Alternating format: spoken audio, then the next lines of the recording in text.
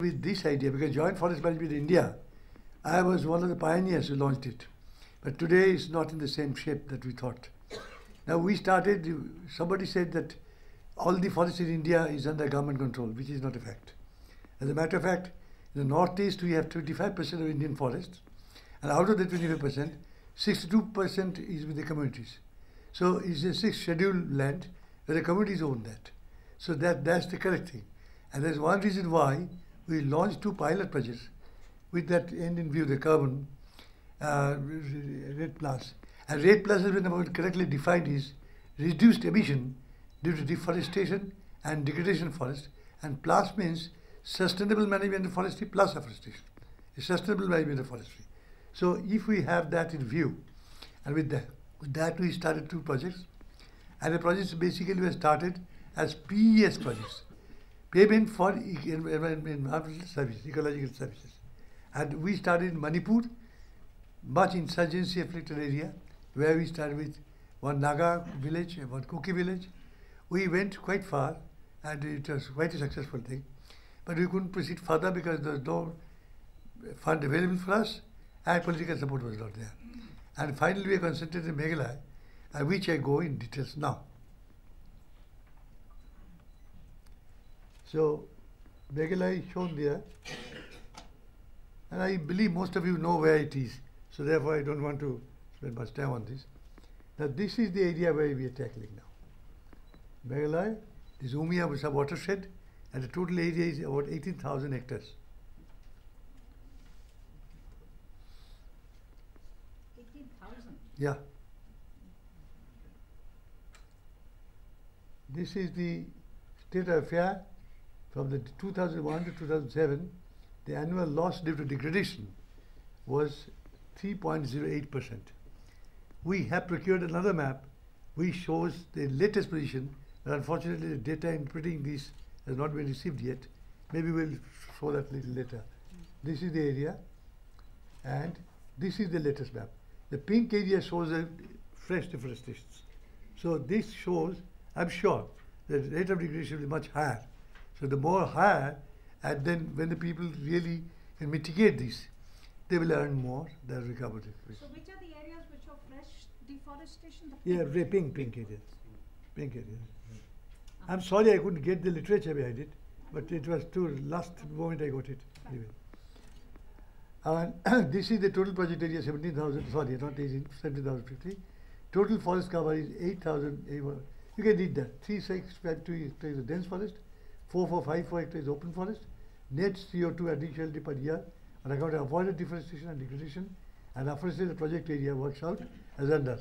Gross, so much. Reduction, 60% level of gross is this much. Subtract leakage, that much. Net.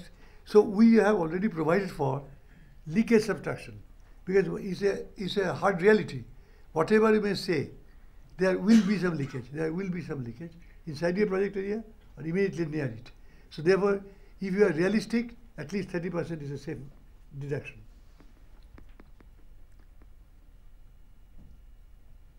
Oh, I'm going where to, sorry. Now, how this project started? The timeline, the process has influenced the design activities stipulated were 2002-4. It took long time. It's not easy. 2002-4, project identification phase, social appraisal through intensive case studies of selected areas in northeast states, formation of community forestry working group for northeast, and selection of 2 villages in Hima Moflang, East Khas Hills, Payment for Environmental Services. That was the original project. And then we had a working group for all the 7 states of north. But unfortunately, the working group recommendations were drawn up with a lot of fanfare, and they have been collecting dust in the files of the state governments as well as the government of India. Nobody could really go back to that file and see what the recommendations were there. That's the hardest thing. Now, looking at that prospect, we are thinking of a launching pilot project, because the demonstration will have a more telling effect than sending some recommendation. And that is why that led us to taking up a scheme. Manipur, which everybody is scared to go because of insurgency. Naga and Kuki we handled successfully too, and Meghalaya and Khasi communities. Sorry, this is project design phase and the project implementation phase. We started 2007 to 2009, data collection, preparation of draft custodians. Now, main drivers of deforestation were identified. Degradation and mitigating measures undertaken to protect forest and biodiversity. Main drivers, forest fires. Everybody knows, even Kapoor sitting here will agree. Forest fires, fire lines and watches. Fuel collection, fuel efficient stoves. That is how we are looking at it. Quarrying, total ban. Shifting cultivation here? There is shifting cultivation, but not in the project area. But if I had time, I could have talked about shifting cultivation also. Animal exchange and stall feeding, erosion and loss of biomass, vegetative check dams and afforestation, destruction of endangered species, habitat, the rehabilitation, protection of habitats, and rare orchids. Now, since Lele has mentioned the shifting cultivation, I very quickly go about that. Shifting cultivation has been highlighted as a menace in Northeast. As a matter of fact, what is happening with shifting cultivation is it is not sustainably managed. In fact, shifting cultivation rotation used to be, when it was sustainable, it was about 20-25 years. Because population was less, land was plenty. Today, because of population increase, that rotation has come down, idle period has come down to 2-3 years. Yeah. And it cannot be sustainable. Yeah, let's get on with your presentation. Okay, That's okay, a okay. side issue. This is the fire lines that will be drawn, community will be drawing. Now these are some of the smokeless chillers that we reduced successfully. Communities have taken to it largely. Now this is the change. Banned quarry site, this was the original picture. After 2-3 years, this is the picture. Of course, we did some. Mining completely. Banned quarrying in that Is area. quarrying, is mining, not surface quarrying. And we have stopped them because, not by government order, it's all through the CMs and darbars and motivated people. They have stopped it. So everything we do, not by order, sorry. Now, this is, I have shown there also. Now these are pigs. Pigs, these pigs are very significant. We have motivated the communities to replace cattle which go for grazing by pigs which is paying more and they can be stall fed. And they have taken this idea very nicely. So therefore, it's very, very successful. Then also the chicken. You know, you have heard about broiler chicken, broiler. We have introduced something called croiler, which is a mixed breed, which produces higher and the meat is much better. So this is one croiler. Now this is before 2007 and after 2009, when the communities have been really looking after it. Basically, this is the pioneer cassia, and now the broadleaves have come back. This is for toads and other things where rare amphibians we are trying to store there all through community action, nothing else.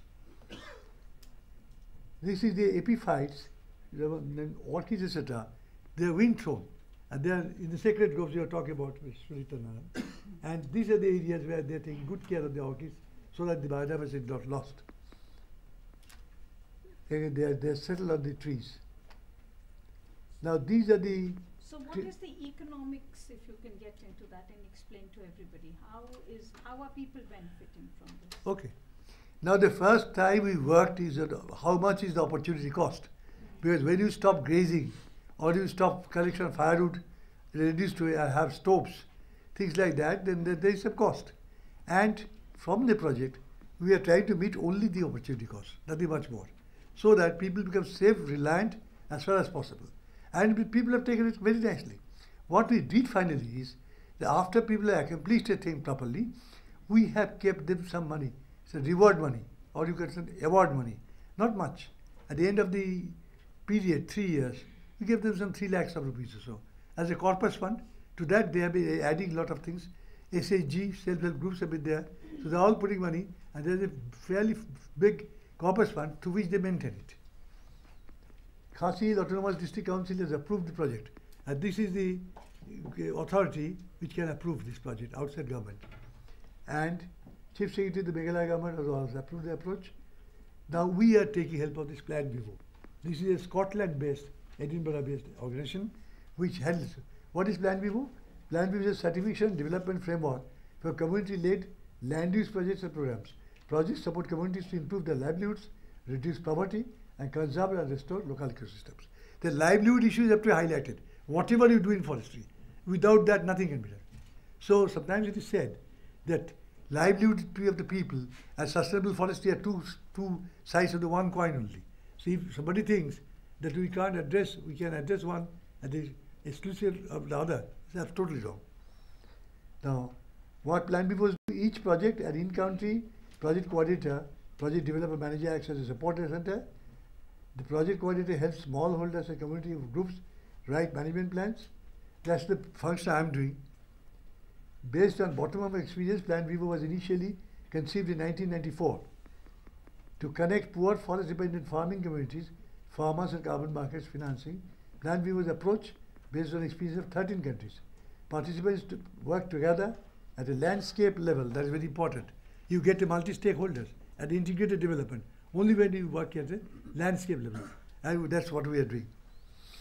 Participatory landscape projects scale up and improve over time, implemented by communities. Activities are designed to have long-term value. Long-term payments for ecosystem services provide continued incentive.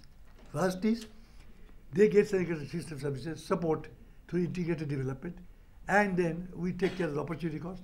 And when you successfully run it, then the carbon sale can take place, and Plan Vivo will help us in doing that, certifying and also finding buyers. Independent certification registry, environmental registry with unique serial numbers, pooled risk buffer, poverty reduction and benefit sharing. Plan Vivo is the only standard to require direct payments to communities, biodiversity and other ecosystem benefits. Plan Vivo is the only standard where planting is always limited to indigenous species. Now Plan Vivo is operating for information in Cameroon and other African countries. It's already operating. Cambodia has submitted a big proposal. So Cambodia process is on, it's really through.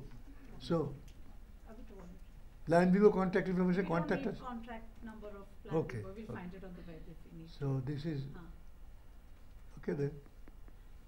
So perfect, Mr. Palit. Very good. Given us a very good overview. Let me now open it up for questions, because I think that's where a lot of debate and issues will come up. Nitin, I have you.